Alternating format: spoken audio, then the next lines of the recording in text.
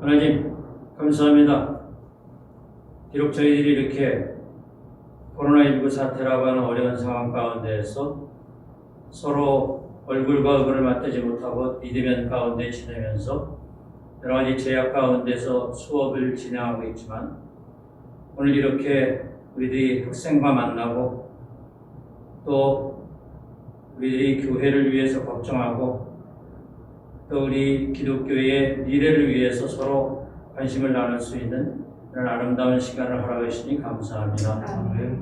저희들도 하여금 이 어려운 상황을 잘 극복할 수 있도록 도와주시고, 아무쪼록 이 기회를 통해서 저희들이 도리어 의기소침하는 것이 아니라 주님의 지도자가 되기 위한 방향과 그 목표를 더욱더 확실히 하고, 우리들의 인격의 함양을 위해서, 또 신앙의 공감을 위해서, 또 학문적으로 크게 성장하기 위해서, 또 영적으로 우리가 더욱더 알찬 그런 주님의 종이 되기 위해서 노력하는 저희들 되도록 주님 인도하여 주시옵소서. 오늘 이 짧은 시간에 저희들이 대화를 나누겠습니다. 이 대화의 현장에 하나님 함께 하시옵시고, 정말 생산적이고 우리 학생들에게 큰 도움이 되는 아름다운 대화가 오갈 수 있도록 도와주시옵소서. 예수님의 이름으로 기도하옵나이다. 안녕하세요. 네.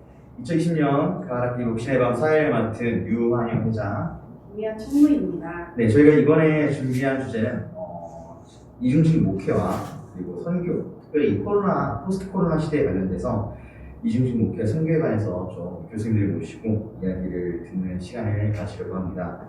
네, 정말 그 2020년 패러다임이 많이 변화가 됐습니다. 코로나19로 인해서 너무 어려워졌는데, 특히 교회 안에도 많은 어려움들이 닥치고 있는데요.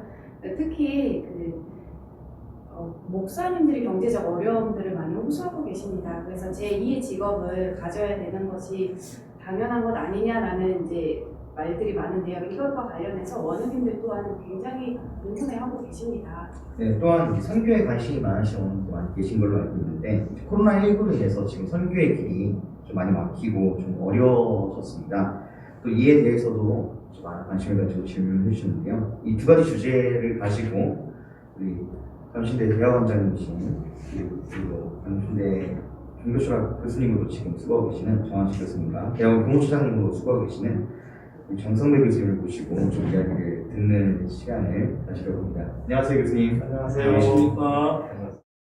먼저 우리 정한식 교수님께 먼저 같이 좀 이야기를 듣고 싶은데요. 목신원에 재학 중인 원어들 같은 경우에는 현재 이중직, 특별히 직업을 가지고 낮에는 일을 하고 밤에는 수업을 듣는 경우가 많이 있는데요.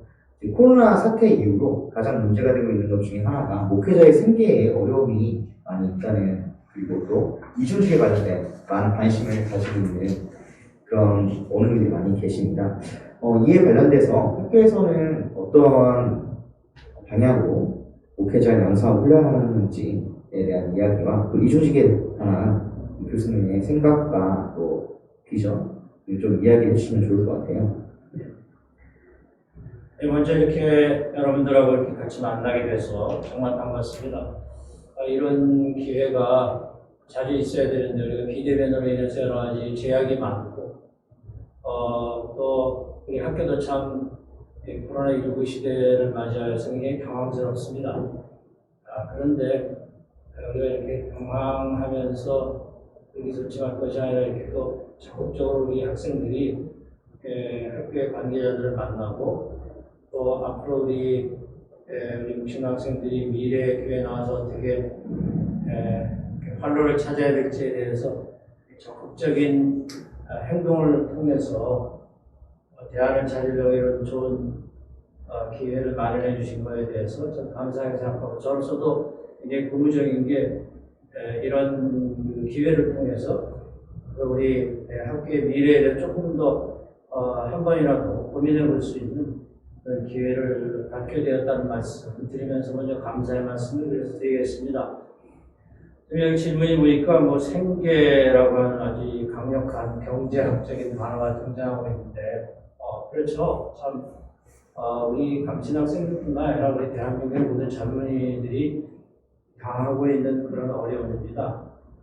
그래서 저는 오늘 이 얘기를 이중직, 생계 이런 문제를 풀어나가기에 앞서서 저는 우선 이 문제가 굉장히 그 다양한 변수와 복잡한 우리 국내외적인 상황 이런 것하고 맞물려 돌아가고 있기 때문에 그 근본적인 문제를 조금 더 이야기하고 그러나서 이중직 문제나 혹은 이 저임금 문제나 또 이 특별히 복싱하는 학생들이 부닥치고 있는 그런 진짜 생계의 문제 이런 거에 대해서 아주 기본적인 이야기를 조금 해볼까 합니다.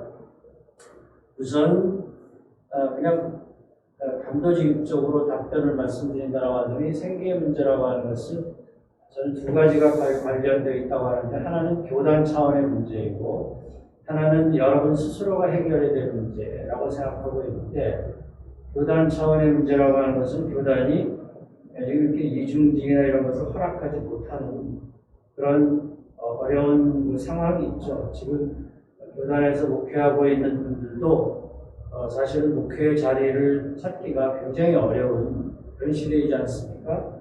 개척을 한다든지 이렇게 한다고 할지라도 극장 미자립교회로 이렇게 전락한다는 표현을 쓰기도 어렵습니다. 모두가 열심히 노력하는데 그렇게 될 수밖에 없는 상황. 이 상황이라고 하는 것은 그 누구의 잘못도 아니고 시대가 갑자기 우리가 노령화 시대가 되었다든지 또 그 밖에 교단이 어떻게 보면 침체하고 있다든지 이런 거로 인해서 어쩔 수 없이 압박으로 다가오는 그런 결과였기 때문에 이것은 사실 우리가 그냥 간단하게 해결할 수 있는 문제가 아니라고 하는 거죠. 그래서 이제 저는 이 문제를 교단 차원에서 문제를 해결해 달라고 이렇게 얘기하는 것도 목소리를 높이는 것도 우리가 늘 해야 되는 거지만 그보다는 여러분 스스로가 이 문제를 어떻게 적극적으로 대응해서 미리 대처하고 준비하고 헤쳐가 나갈 것이냐 이런 식으로 생각하는 것이 좀 더 중요하다고 봅니다. 그런 차원에서 지금 오늘의 시대가 맞이하고 있는 그런 이야기 저에게 이제 한 10분에서 15분 정도 기회가 주어졌는데 짧게 오늘의 상황을 제가 특별히 종교 철학이나 인문학 이런 걸 담당하고 있기 때문에 그런 차원에서 조금 분석을 하고 그것은 우리의 목회 그리고 학교의 현실과 좀 관련을 시켜보는 이런 이야기를 하도록 하겠습니다.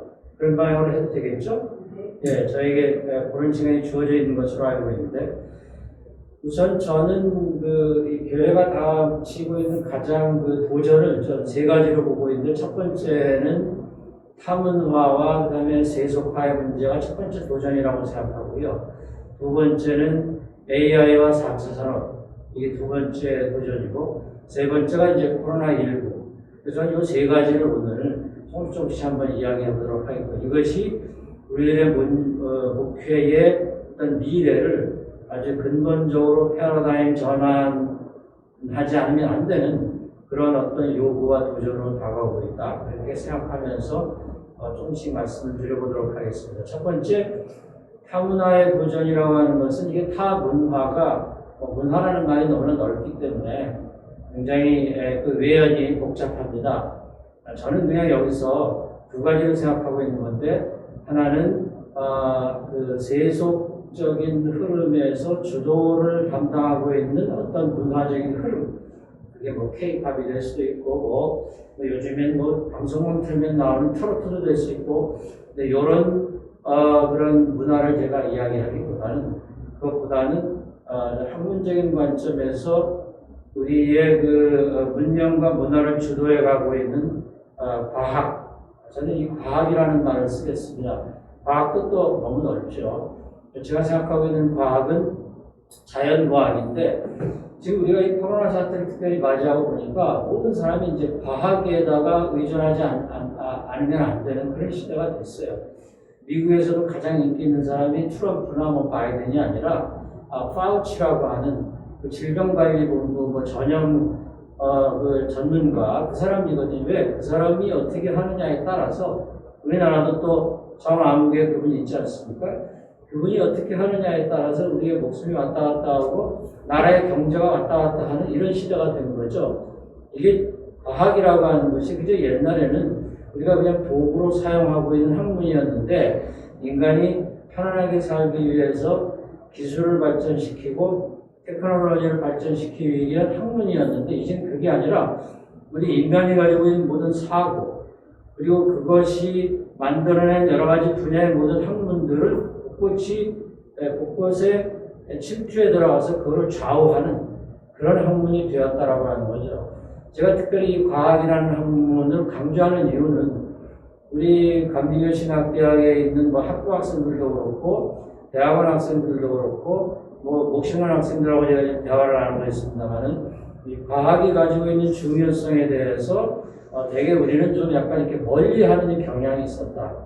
게다가 우리가 성경이나 그 밖에 우리 교회가 가지고 있는 역사, 전통적인 것이 되게 과학이 가지고 있는 무슨 진화론이라든지 이런 것과 적대적인 관계에서 서로 이렇게 다투고 하다 보니까 과학에 대해서 일부러 이렇게 멀리하는 경향이 있는데 이제는 그렇게 해가지고는 우리 스스로가 신학이라든지 또 성경에 대한 해석이라든지 또 교회에서 어떤 다양한 경영의 프로그램을 만든다든지 목회적인 관리를 한다든지 하는 데 있어서 여러 가지 지장을 받게 되어 있기 때문에 이제 제가 짧게 얘기해서 과학이나 새로운 학문에 대해서 우리가 열려진 이런 자세를 지녀야 되겠고 그것에 영향을 받은 인문학을 우리가 열심히 공부하고 우리가 세속주의에 대해서는 반대하겠지만 그러나 세속에서 일어나고 있는 이런 여러 가지 변화 흐름 저는 그걸 secularity, 세속성이라고 하겠는데 그것을 우리가 적적인 자세로 수용하고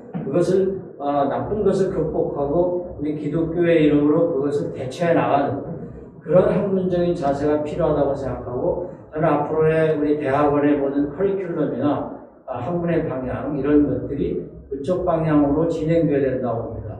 정확하게는 우리가 성경이 먼저이고 교회 역사가 두 번째고 그 성경과 교회 역사에 닻을 내리고 있는 교리 이런 것이 이제 우리 앞에 놓여져 있는 우리의 핵심을 구성하고 있는 그런 어떤 것인데 이거를 우리가 어떻게 해석하느냐 할 때 있어서 방금 이야기한 대로 세속의 학문들 이런 것들 그냥 좀 멀리하는 거에 아니라 우리가 그걸 적극적으로 잘 소화시켜서 우리 학생들에게 이 시대에 맞는 그런 올바른 학문을 하게끔 하는 이런 커리큘럼의 조정이 필요하다. 그렇게 되어야 학생들이 굉장히 다양한 목회, 다양한 사유를 갖추고 또 다양한 능력을 갖춘 그런 훌륭한 목회자로 거듭날 수 있지 않을까 그렇게 생각을 해보게 됩니다. 두 번째는 이제 AI와 4차 산업의 도전인데 저는 이거 가지고 지금 오늘 오랫동안 이야기할 자리가 없고요. 시간도 안 되고 여러분들이 이미 또 많이 들으신 얘기입니다. 저는 그 중에서 한 가지만 이야기하겠습니다. 아무리 AI가 아무리 4차 산업이 도전하더라도 없어지지 않는 직업이 있습니다. 모든 직업들이 전부 다 AI에 의해서 대체될 것이기 때문에 근본적인 변혁이 일어날 것이지만 그러나 사람의 인격을 다루고 왜 AI는 기계지 인격이 아니거든요. 퍼스널리티가 없습니다. 퍼스널리티를 혹시 나중에 갖춘다고 할지라도 우리 인간이 거기다 부여하는 것이지 그 AI 인공지능 스스로가 인격을 갖출 수는 없거든요. 그러면 결국 맨 마지막에 남는 것은 인격을 다루는 고기술의 직업만 살아남을 것입니다. 바로 그게 뭐냐? 목회자가 하는 거죠. 그래서 앞으로의 오는 시대에 있어서 모든 직업들이 사라지거나 약화되거나 주변으로 밀려나거나 이럴지라도 우리 목회자, 사람을 다루는 사람의 인격과 감성과 그들의 인격을 증진시키고 인격의 아픔으로 인해서 좌절당하고 소외당해 있는 이런 사람들을 위로하고 그들의 상처를 어루만져주고 그들이 공동체를 이뤄서 모든 문제를 해결해 나가려고 하는 이런 식의 어떻게 보면 이건 뭐 제가 직업이라고 얘기할 수는 없어도 하나님의 소명을 받은 콜링을 받은 이런 보케이션 이런 것들은 결코 사라지지 않고 더 강화될 것이다. 바로 목회가 그런 것이기 때문에 여러분들이 목회자가 된다라고 하는 것에 대해서 적극적으로 자부심을 가져야 된다고 봅니다. 단 앞으로의 목회자는 그냥 무조건 전통적인 방식으로 설교하고 사람 만나고 이래가지고는 변별력이 없겠죠. 차별성이 없습니다. 그거보다는 우리가 어떻게 정말 많은 분들에게 진짜 공감을 하고 그들의 상처를 어루만져주는, 그래서 우리 학교에서도 요즘에 상담과 영성 프로그램을 굉장히 많이 강조하고 있습니다만 그런 것들을 더 많이 강조하고 어떻게 상담하고 어떻게 영성을 어루만져주고 또 강화시키고 어떻게 제대로 된 교육을 하고 하는 이런 것으로 우리 학교의 커리큘럼과 프로그램이 바뀌어가지 않을 수 없겠다라고 하는 말씀을 드리고요. 마지막으로 이제 코로나19 사태인데 우리 장 교수님이 그에 대해서 조금 이따 더 자세하게 말씀할 것입니다. 저는 이 코로나19 사태로 인해서 교회가 바뀐다라고 하는 건 당연하고요. 우리가 옛날에는 뭐 예배를 어떻게 드리느냐, 교회에서 주일 성서 어떻게 해야 되느냐 하는 이 문제 가지고 굉장히 많이 논란이 되었으면 코로나 사태로 인해서 완전히 그 논쟁이 끝나버리고 말았습니다. 그래서 이제는 반드시 교회 가지 않아도 된다라고 하는 그런 것까지 생겨나고, 아니다, 우리가 그러기 때문에 더 교회 가서 예배를 드려야 된다, 뭐 이런 것들이 앞으로도 계속될 텐데 어쨌든 변화는 일어났고 예배에 대한 어떤 패러다임 자체가 바뀌고 우리 예배에 대한 의미, 예배에 대한 형태 이런 것들이 적극적으로 바뀌겠죠. 그럴 때 우리들은 여러분들은 그 어떤 다양한 예배를 드릴 것이냐, 우리가 어떤 식으로 예배에 대한 개념을 전적으로 우리가 바꿀 것이냐, 예배에 대해서 어떻게 새로운 컨텐츠를 개발할 것이냐, 이런 문제를 해서 여러분들은 많이 고심하게 될 것이고 이미 교회에서 많이 고심하고 있으시죠.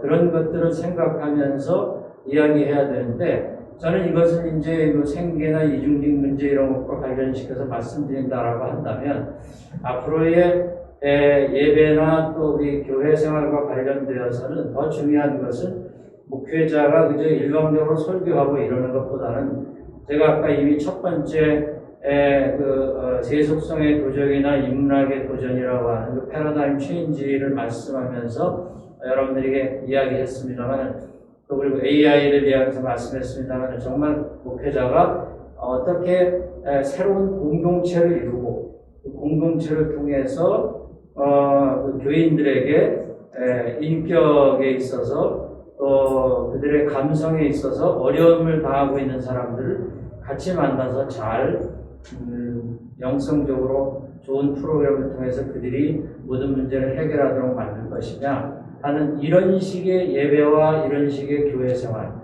그리고 교회 생활이 이제는 비대면으로 이루어지는 경우가 많기 때문에 바깥에서 그들이 어떻게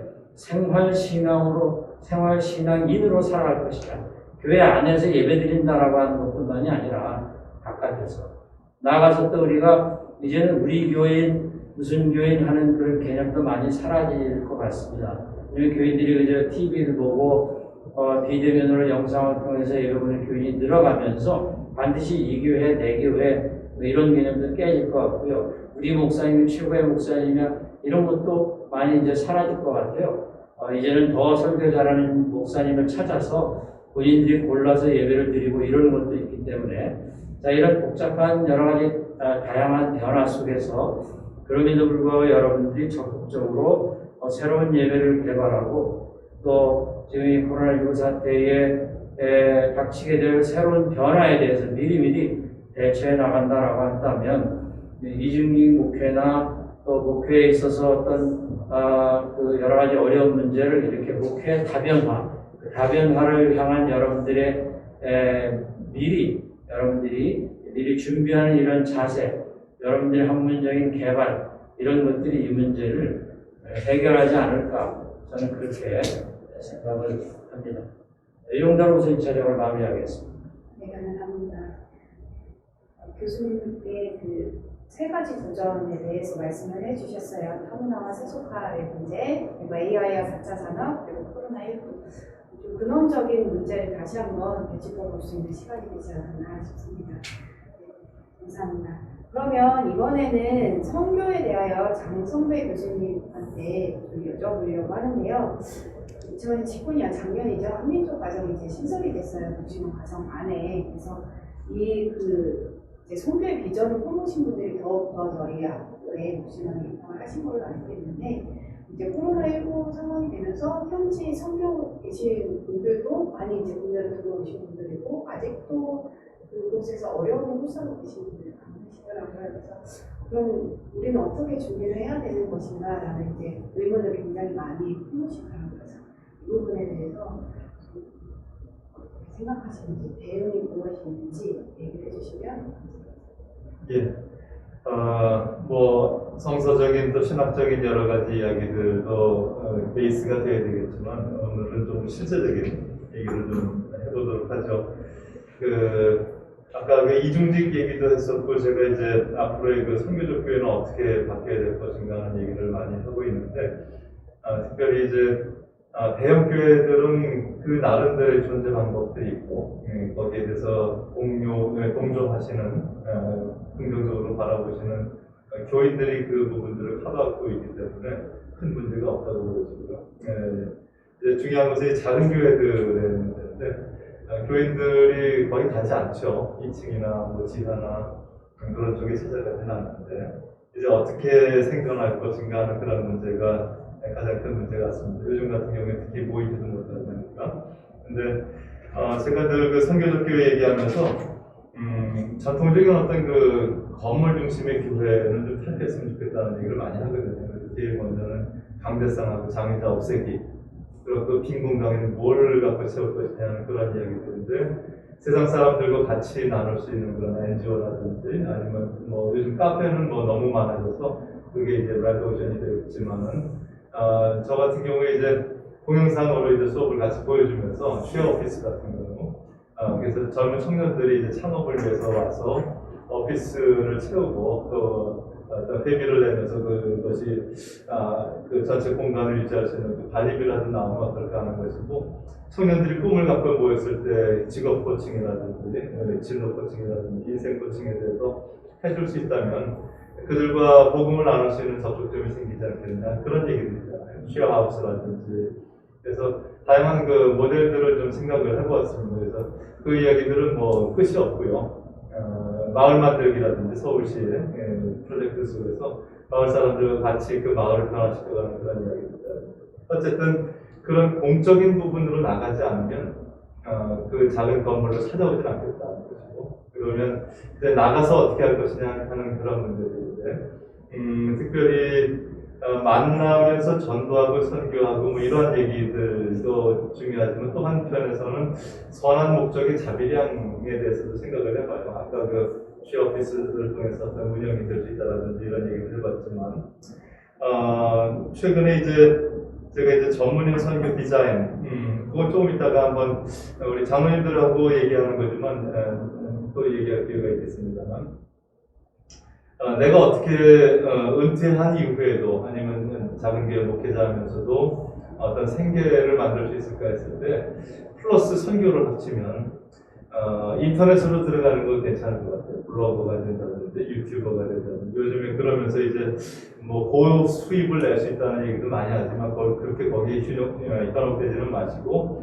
다만 그것이 가능하구나 하는 것들 특별히 어떤 그 카페를 차리기 위해서 기본적인 어떤 관리비용이라든지 또 공간을 유지하기 위한 어떤 월세라든지 이런 거 말고 요즘 제로 창업이라는 얘기를 많이 하고 자기의 어떤 컨텐츠를 가지고 비즈니스를 만들 수 있다는 그런 얘기들. 그래서 차라리 선한 목적으로 인터넷 속에 들어가서 어떤 그 섬김이나 돌봄이나 어떤 가르침이나 다양한 방법을 통해서 세상 사람들과 좋은 어떤 소통을 나누는 가운데서 뭐 구독자가 많아지면 더 좋겠고 그런 것들도 생각을 해보면 좋겠다 해서 제가 사실은 목신원의 커리큘럼 속에 야심차게 목회 특성화와 SNS 출판에 대해서 이렇게 과목을 만들었어요. 그러니까 저보다 SNS를 통해서 브랜딩 이제 자기 브랜드를 만들고 그리고 책 한 권 쓰고 졸업하게 만들자.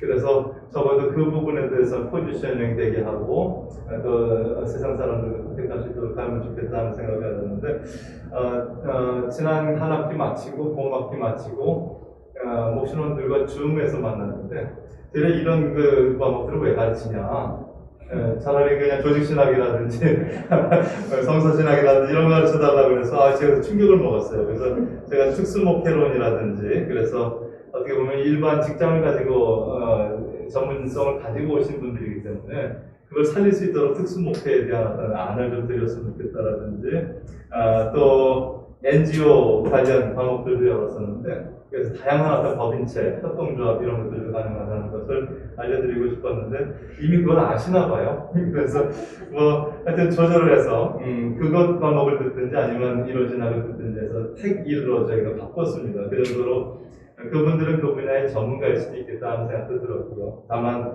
우리 신학과나 종철과 기격과를 나오고 바로 대학원을 갔을 때는 그런 부분에 대해서 미처 준비가 안 됐다면 이미 목신대원에서는 그런 과목들을 얘기하고 있다. 그리고 그런 관점에서 생각을 하고 있다는 생각을 좀 가졌으면 좋겠고요. 또 이제 제가 코로나 관련해서 우리 교수님들이 논문집을 하나 발간하죠. 이번 주말이면 PDF로 해서 올라갈 겁니다. 다운받아서 보시기 바라고, 그걸 좀 업데이트해서 책으로 또 출판해서 우리 총동문회 우리 통해서 동문들에게는 전체를 무료로 책을 좀 드리려고 합니다. 그래서 그 부분에 대해서 제가 글을 하나 올렸었는데 한 10가지 정도로 이제 우리 기존 교회들이 어떻게 바뀌었으면 좋을까 하는 그런 얘기를 했어요. 그 중에 어차피 이제 언택트 시대가 되면서 온택트로 넘어가잖아요. 그러면서 멀티택트, 또 딥택트라는 표현을 쓰는데 적극적으로 더 접촉해보자는 그런 얘기가 되겠죠. 그래서 이 코로나19가 계속해서 바이러스가 온다면, 그래서 이것이 주기적으로 모였다 안 모였다를 한다면 블렌디드 월십이 될 것 같고 블렌디드 소그룹이 될 것 같고, 어떤 모습이든지 우리가 온택트를 온택트로 전환시키는 그런 작업들을 할 수 있어야 되겠다는 얘기죠. 그래서 그런 부분에 있어서 들어가다 보니까 되려 젊은이들을 만날 수 있는 기회가 생길 것 같아요. 왜냐면 저희 밀레니얼 세대 이후에 Z 세대는 아예 스마트폰으로 자라났기 때문에 그들의 모바일을 따라갈 잡을 수가 없었는데, 차라리 이번에 우리가 언택트로 온택트로 옮기면서 그들을 만날 수 있는 기회가 되면 더 좋겠다는 생각도 가져봤고요. 또 하나 제가 썼던 것 중에 뭐 10개 다 썼으니까 시니어들에게 블로거가 되게 하든 유튜브가 되게 하든, 왜냐면 이게 하나의 그걸 익히지 못하면 문맹이 되는 거예요. 그러다 보면 문맹이 된 채로 앞으로 100세까지 살 거면 한 30년을 문맹으로 살아야 된다는 얘기거든요. 그래서 그런 부분에서는 적극적으로 그들에게 들어가게 하고 시니어 문화를 인터넷 속에 만들게 하고 세상을 선도하게 하는 그런 일들을 만들었으면 좋겠다는 것인데, 그것이 이제 제가 초대교회 얘기를 했습니다. 초대교회에서 문맹자들이 교회 나왔는데 성경을 읽고 싶은 거죠. 그래서 한국어를 배우기 시작했어요. 그리고 한국어를 배우기 시작하면서 세상을 보기 시작했고, 서양 선교사들을 통해서 지구가 어떻게 돌아가는지 얘기를 듣기 시작하면서 아무도 듣지 못한 이야기를 교회에서 들었더라고요. 그리고 사회를 이끄는 그런 리더십을 갖게 되었는데, 차라리 시니어들 못한다고 하지 말고 적극적으로 그들에게 한글 가르치듯이 인터넷을 가르쳐서 시니어 문화와 또 교회 미래를 끌고 갈 수 있도록 도와주면 좋겠다는 생각을 가졌습니다. 마지막으로, 근데 생각보다 사람들이 굉장히 빠르게 진화합니다. 그래서 처음에 제가 줌이 필요하다는 얘기하면서 여러 가지 이야기했을 때는 들어와서 뭐 이제 버튼도 못 잡고 버벅거리고 하더니, 이제는 뭐 선교국이든지 뭐 교단 교육국이라든지 학회들이 저마다 줌 가지고 회의를 하고 하셔요. 그래서 이게 적응이 빠르구나. 특별히 IT 강국인 한국은 그 부분에서는 이미 한 번 발전됐기 때문에 얼마든지 극복할 수 있다는 생각이 들어서 그런 부분에 대해서 고민하면서 준비하면 조금 더 다른 길들이 열리지 않을까 하는 생각을 갖습니다. 하나 말씀을 좀 드리면 GWLP라고 글로벌 웨슬리언 리더십 프로그램이 봄부터 시작되기로 돼 있어요. 이제 고민인데 ICLP의 변형이고 웨슬리 정신으로 리더십을 만들어주는 건데, 전 세계 8천만의 감리교인들이 있고요. 웨슬리언을 치면 1억이 넘는데 그 사람들이 웨슬리를 제대로 알고 웨슬리적으로 이 시대에 설교할 수 있도록 도와주는 그런 어떤 목적을 가지고 시작하는데, 문제는 외국에서 과연 들어올 수 있을까 하는 것이고요. 봄에도 또 이렇게 교실 수업을 할 수 있을까 하는 것인데, 차라리 제가 고민은 들어오라 하고 미네르바 스쿨처럼 한번 해볼까 하는 생각을 가져봐요. 뭐 미네르바 스쿨 아시겠지만 한 200명 학생들이 한 학기마다 나라를 바꿔가면서 캠퍼스를 바꾸잖아요. 그리고 거기 기숙사에서 같이 먹고 자고 하는데, 중요한 건 수업은 다 노트북 펴놓고 온라인으로 해요. 그러면 그 사람들이 이제 들어오지만, 그래서 기숙사에 같이 있지만 그러나 노트북 켜고 같이 수업을 하고 그것도 그분들에게 굉장히 큰 어떤 경험일 거고요. 특별히 미네르바 스쿨은 그 나라를 옮기는 이유는 그 나라 옮길 때마다 그 나라를 이해하고 그 나라의 기업들과 컨택하고 인턴십을 만들면서 전 글로벌 기업을 경험하게 하는 거예요. 그러면 한국에 왔을 때 그분들이 한국을 경험하고 다시 돌아갔을 때 어떤 일이 있을까 하는 것에 대해서 좀 생각을 해보는 거죠. 이런 식으로 우리가 조금 더 적극적으로 언택트, 온택트, 딥택트, 멀티택트 이런 단어들을 통해서 돌출구를 찾아나가면 좋겠다는 생각이 있습니다. 일단 여기까지만 좀 하죠. 네. 감사합니다. 좀 다시 두 분에게 좀 한 번 더 이제 말씀을 좀 질문 드리고 싶은데요. 그 진행형들을 보시면 알겠지만, 목신대원들의 가장 중요한 관심사 중에 하나는 아까 이제 정원식 교수님이 얘기해 주셨지만, 교단 내 프로세스에 관련된 관심이 좀 많이 있으십니다. 다시 말씀드려서, 특별히 신학대학원, 목회신학대학원 오신 분들 같은 경우에는 목사 안수와 목회에 대한 관심을 갖고 오셨고, 그로 인해서 교수님 두 분이 말씀해 주셨던 것들이 너무나도 필요한데 1차적으로 필요한 이슈 중에 하나가 뭐냐면 그것들을 하기 위한 라이센스, 즉 목사 자격에 대한 관심을 좀 많이 가지고 계세요.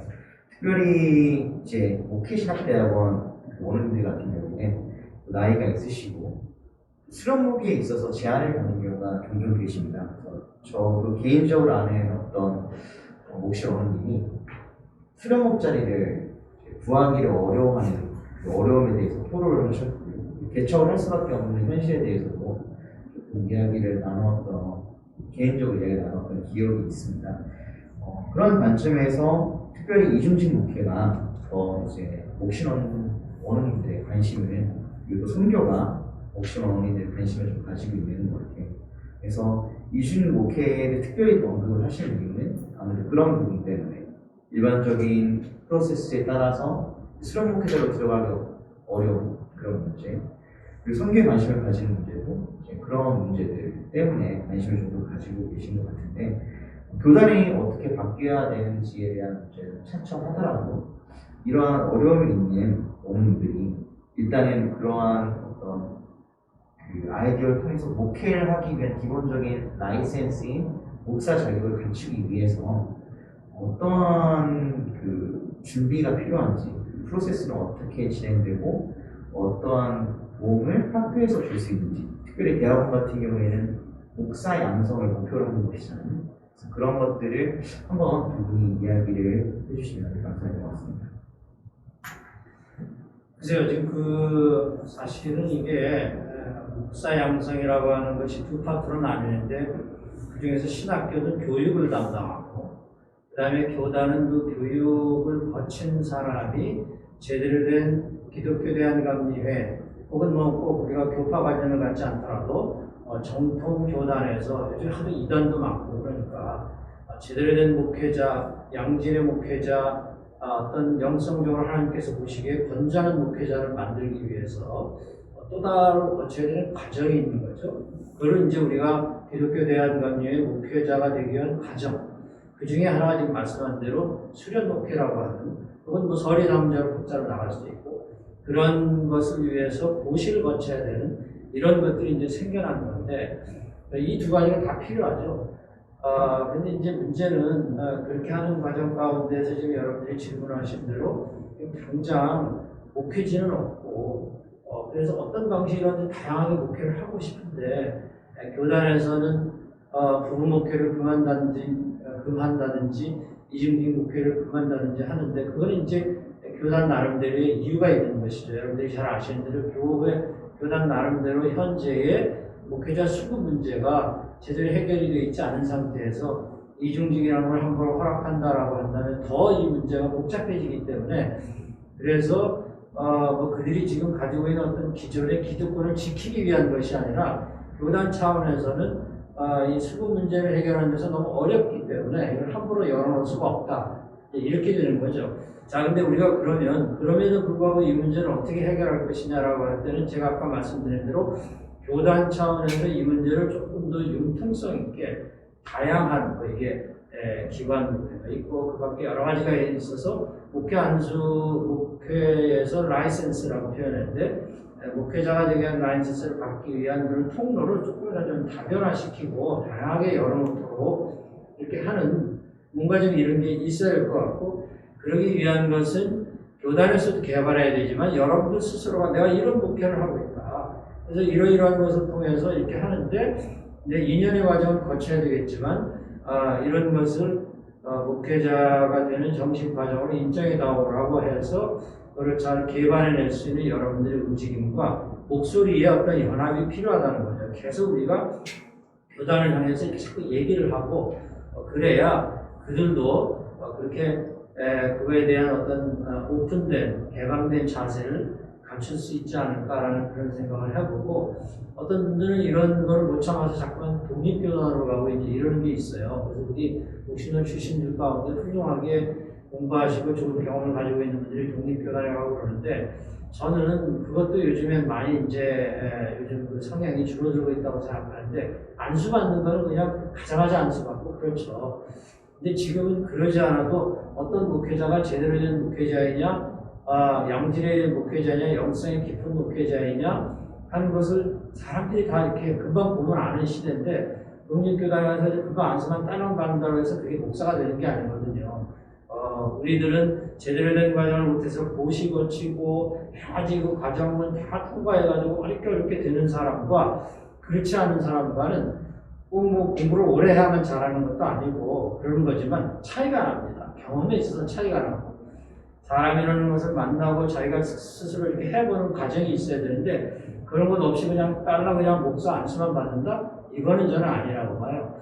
그래서 우리가 그런 문제를 잘 생각하시면서 어떻게든지 기독교 대한감리회에서 여러분들이 목사 안수를 받기 위해서 이렇게 다변화된 목회가 허락되도록 교단을 향해서 목소리를 내고 또 그들 관계자들과 직접 만나면서 호소하고 하는 이런 과정이 필요하다고 봐요. 이거는 교수만 할 수 있는 일도 아니고 여러분들 스스로가 삼계신학대학이라는 이런 데서 모여서 이런 것들이 제대로 잘 풀릴 수 있도록 이렇게 호소하는 과정들이 필요하지 않나 그렇게 생각해봅니다.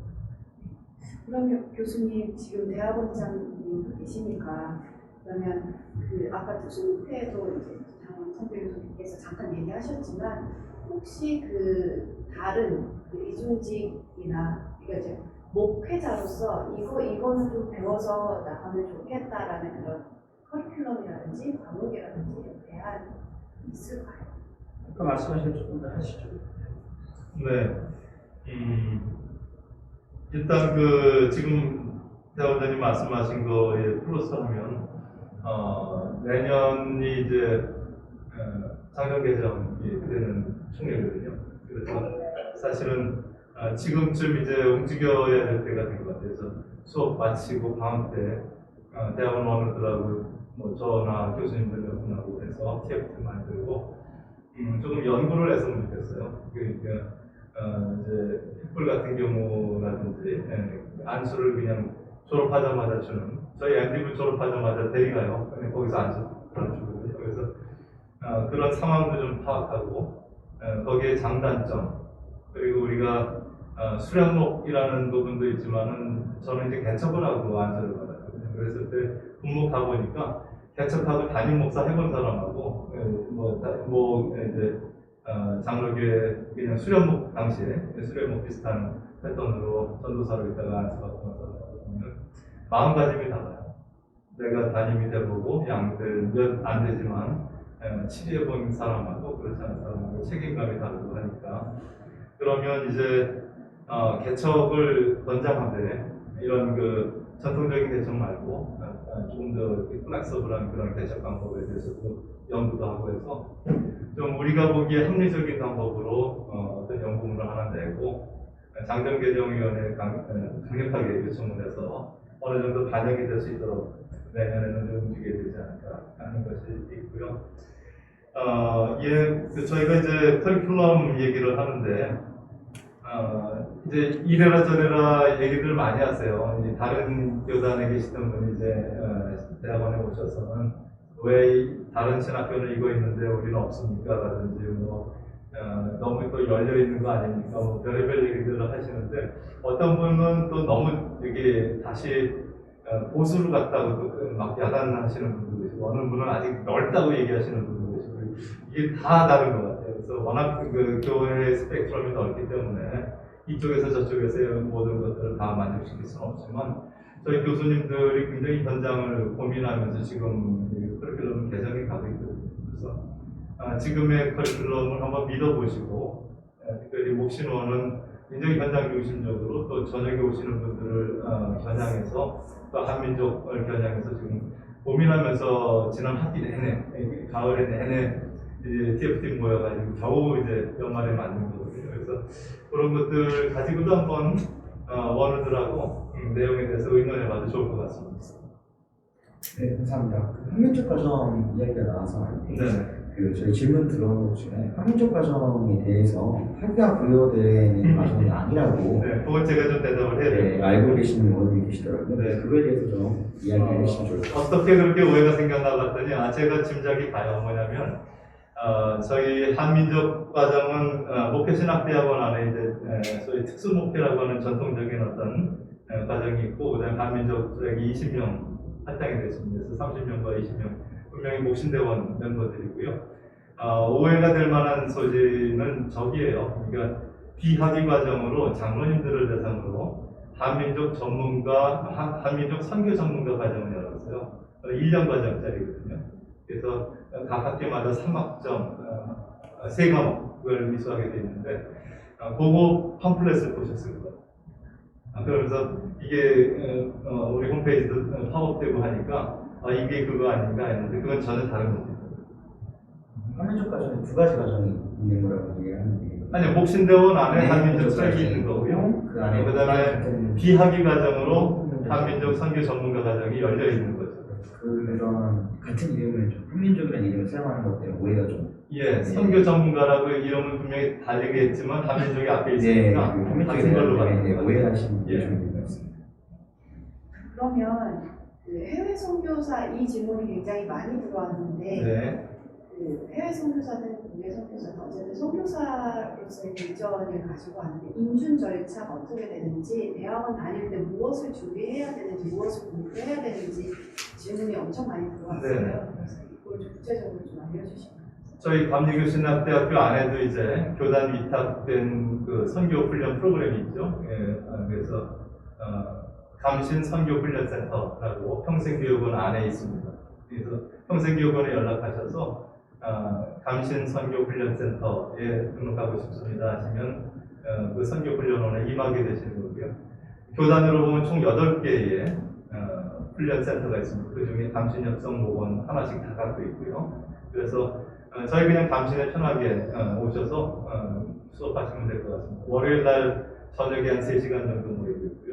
7시부터 한 10시 넘어서까지 1년 과정입니다. 그래서 봄학기, 가을학기 이건 이제 교단이 다 기준을 준 거기 때문에 같이 합의한 거기 때문에 똑같이 가는 건데 각 학기마다 14주씩 운영되고 있습니다. 그리고 그 1년 마치고 이제 모듈 개념인데 적응 훈련이라고 한 일주일 정도 훈련원생들끼리 저랑 같이 팀이 돼서 들어가서 적응 훈련을 하게 돼 있어요. 거기까지 하면은 소위 훈련원에 위탁된 훈련을 다 마치게 되는 거고요.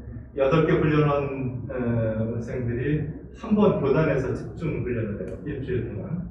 그건 이제 보통 4월에도 열리고 10월에도 열리는데 교단 성교국에서 이제 홈페이지 가면 알 수 있고 저희 훈련원에 있으면 늘 저희가 공지해 주니까 훈련 받으시면 되고 그래서 그렇게 다 맞춰지면 이제 훈련은 끝난 거고요. 평신도들은 인준 과정이 10월 또는 2월에 있으니까 그 중에 한 번 인준 받고 바로 나가시면 돼요. 근데 이제 목회자가 돼서 선교사가 될 사람들은 보통 이제 2월 달 인준을 받으시고 또 2월 지방회에서 서리 선교사 임명을 받으셔야 되죠. 그러면 그 다음에는 서리 전도사처럼 1년을 국내에 있든지 아니면 파송교회가 당신은 나가서 또 경험해 보세요 해서 1년 동안 나가서 있든지 한 1년이 지나고 다음 연회 때 안수받습니다. 안수받으면 3개월 내에 나가게 되는 거죠. 이런 과정입니다. 많이 도움이 되실 것 같아요. 네. 네. 가능한 일찍 오시는 게 좋을 게 네. 아무래도 후원도 만들어야 되고 파송표도 만들어야 되는데 수업 전년마다 이제 마지막 1년 남겨놓고 오시거든요. 그 다음에는 파송표 정해달라고 하는데 그 다음부터는 어려워요. 그래서 애초부터 미리 하시고 내가 있는 그 교회에서 선교 비전을 나누시고 담임 목사님이 너 파송해 줄게 뭐 이렇게 하면서 미리 조율되는 게 제일 좋습니다. 네. 그다음에 그 교회에서 파송을 직접 받아야 되기 때문에 그 어쨌든 소속 교회에서 사역자로서 좀 있어야 되는 게 이제 어느 나라의 선교사 한 명을 구하기로 하고 네. 모집을 할 때도 있어요. 네. 거기에서 지원서를 내서 되면 그쪽에서 파송해 주기도 하고요. 그런데 대체로는 선교 비전을 담임 목사님이 같이 품고 너 우리 교회 와서 또 장로님들하고 또 교우들하고 좀 친해져야 재정적으로 이제 투입이 될 때도 교육 전체가 이해가 되잖아요. 그래서 미리부터 와 있으라고들 많이 하시죠. 혹시 이게 나이 제한이나 이런 거 나이 제한은 60세입니다. 그래서 그 이후는 협동 선교사가 가능해요. 예. 그러니까 돌아가실 때까지 어쨌든 어떤 스테이터스든지 선교사라는 타이틀을 가질 수 있습니다. 네. 그러면 조금 기타 질문 하나 드려야 될 것 같은데요. 답변하시기 곤란하실 수도 있지만 그래도 많은 원어민들이 관심을 가지고 있는 부분 중에 하나인데요. 이제 1학기에 이어서 2학기도 지금 현재 코로나로 인해서 온라인 수업이 이어지고 있는데 1학기 등록금에 관한 걸로 이제 장학금 공식으로 현재 10만 원이 지급이 됐고 많은 원어민들이 지금 받았을 텐데요. 2학기도 지금 코로나로 진행되고 있는 거에 관련돼서 등록금 추가 환불 계획이 있는지 답변하시기 어려울 수도 있지만 네, 간단하게 저희도 답변하기 어렵지만 저희도 사실은 이 문제 가지고 이제 고민을 안 하고 있는 것은 아닙니다. 왜냐하면 지난 학기 내내 저희들이 사실은 학교가 비록 비대면이고 온라인이라고 할지라도 나가는 그 인건비나 뭐 경상비나 이런 것들은 똑같이 나가고 있죠. 그런 중에서도 좀 절약된 부분도 없지 않아 있긴 있어요. 예를 들면 학교가 항상 이렇게 불을 켜고 뭐 연료를 사용하고 전기를 하고 이러는 건 아니니까 그런 면에서 조금씩 이제 절약되는 부분도 있고 뭐 이러긴 한데 그러나 학교를 움직이고 또 작동하도록 만드는 기본적인 것에 있어서는 큰 차이가 없다라고 하는 것이고요. 근데 그럼에도 불구하고 온라인 강의로 인해서 학생들이 여러 가지 어려움을 당하고 있고 그래서 우리가 나라에서도 재난기금이라고 해서 이렇게 도와주는 것도 있고 그러는데 우리 학교에서도 어떻게든지 내픽을 하고 예산을 조금이라도 줄이고 절약하고 해서 학생들의 어려움을 좀 도와줘야 되겠다라고 하는 이런 마음도 없지 않아 있습니다. 그래서 그런 차원에서 우리가 어떻게든지 그 예산에서 좀 틈이 생기고 여유가 생기는 잉여 부분을 조금이라도 사실 잉여는 없어요. 저희가 늘 등록금이라고 하는 사실 신학대학은 우리나라 전체 내에서 가장 그 저렴한 강의 신학대학은 그런 액수를 우리가 갖고 있는데 그렇지 않아서 우리가 잉여라든지 여유는 없습니다. 그러나 그러면서 조금 더 우리가 졸라매고 거리를 졸라매고 이렇게 하면서 생겨날 수 있는 그런 것들이 뭐가 있을까 우리들이 잘 이렇게 관찰하고 있습니다. 그래서 지난 학기에도 그런 식으로 해서 어떻게 좀 학생들에게 도움을 준 바 있고 제가 기획처에서 또 좋은 얘기를 들은 건 또 하나 있습니다. 나라에서 그 학교에게 여러 가지 그 퍼실리티 이런 지금 기자재나 이런 거에 대해서 지금 비대면 강의도 이루어지고 이런 걸 좀 도와주자라고 해서 신청하라고 했는데 그걸 신청을 했는데요. 그것이 어떻게 통과가 돼서 받아들여져서 그 공을 좀 닫는 것도 있습니다. 그거는 물론 학생들에게 직접적으로 돌아가는 건 아니죠. 학교의 시설을 좀 더 강화하는 이런 좋은 것들이 생겨야 되고 그러다 보면 그런 거에 들어갈 돈이 조금이라도 남는 게 있다든지 뭐 이런 게 이제 생길 수 있는 거죠. 그래서 그걸 우리가 또 이제 생각을 해보면서 그런 차원에서 2학기에도 우리가 1학기 때 나왔던 정도의 수준을 어떻게 해서 좀 확보해보자라고 생각하고 있는데 이건 뭐 저희 둘이 지금 결정할 수 있는 문제가 아니고 우리 기획처나 그 다음에 직원들과 총장이나 이런 분들이 머리를 맞대고 그 항목 가운데서 우리가 그걸 잘 짜내가지고 해야 되는 문제인데 저는 그렇게 부정적으로 생각하지는 않습니다. 그래도 조금이라도 추가 환불이나 이런 것들이 가능하도록 저희들이 적극적으로 노력을 하고 있습니다. 근데 제가 단정적으로 말씀드릴 입장이 아니라서 그렇게 말씀드리는 거 양해해 주시면 고맙겠습니다. 제가 좀 추가 발언을 저도 굉장히 긍정적으로 보고 있으니까 혹시 예산이 잘 되면 조율되면 좋겠다는 생각을 갖고 있고요. 다만 또 학우들이 조금 이해해 주셨으면 좋을 것이 이제 교수들이 은퇴하셨는데 그 돈이 남지 않습니까? 뭐 이런 얘기들이에요. 근데 예를 들어 인플레이션이 한 2, 3%만 있다고 하더라도 교수 한 명 나가시면 그 돈이 그냥 그대로 없어지는 거예요. 매년 저희가 등록금 안 올리잖아요. 교수도 월급 거의 안 올리고 지금 가면서도 어쨌든 인플레이션 때문에 그렇게 없어지는 돈들이에요. 그럼에도 불구하고 저희가 이번에 대학 평가를 앞두고 한번 허리띠를 졸라맸던 것을 풀지 않고 다행히 종교대학이 인정되어서 그렇게 막중한 부담은 아니지만 그럼에도 불구하고 이왕 가기로 했던 거 가자 그래서 한 40명이 넘는 교수를 충원하려고 해요. 그러다 보니까 신학대학교는 종합대학에서는 감히 따라올 수 없는 일. 우리 녹화되고 있는데 종합대학 세팅의 신학교로서는 따라올 수 없는 교수 숫자를 저희가 확보하게 되거든요. 그래서 학생들에게는 엄청난 혜택이 될 수도 있죠. 그것들을 저희가 도전하면서 이유정 총장님도 자기가 받는 모든 액수를 다 교수 기금으로 내놓잖아요. 또 저희 교수님들도 열심히 같이 17반 약정을 했더니 두 분 개건 비정년 교수를 저희가 이제 모실 수 있게 됐어요. 이런 것처럼 만약에 직원들도 또 17반에서 직원 한 명을 본인들이 채용하겠다든지 이렇게 돌아가면 서로 간에 이제 허리띠를 종용하는 거잖아요. 그래서 그런 애쓰는 마음들도 서로 이해해주면서 잘 조율했으면 좋겠습니다. 감사합니다. 준비한 질문은 말씀드립니다. 이렇게 또 귀한 시간 내주셔서 답변 주신 두 분 교수님께 감사드립니다. 우리 모시는 어른들에게 귀한 시간이 됐으리라 믿습니다. 앞으로도 또 대학원 특별히 또 우리 어떻게 보면은 실은 소외받는 문 중에 하나가 모신원이 잘 이제 인지를 못하시는 경우들이 종종 계시더라고요. 특별히 이제 학교랑 그리고 교회 내에서 모신원 원어인 것에 대해서 잘 인지를 못하시는 분들 경우들이 좀 계신데 그것도 많은 관심을 모신원에 가져주시면 감사하겠고 더불어서 아까 말씀드렸던 차원 내에서도 이제 앞으로 모신원 내에 역량을 높일 수 있는 좋은 커리큘럼과 좋은 수업들 부탁드리면서 시간 내주시고 다시 한번 감사드립니다. 네, 감사합니다. 감사합니다. 예.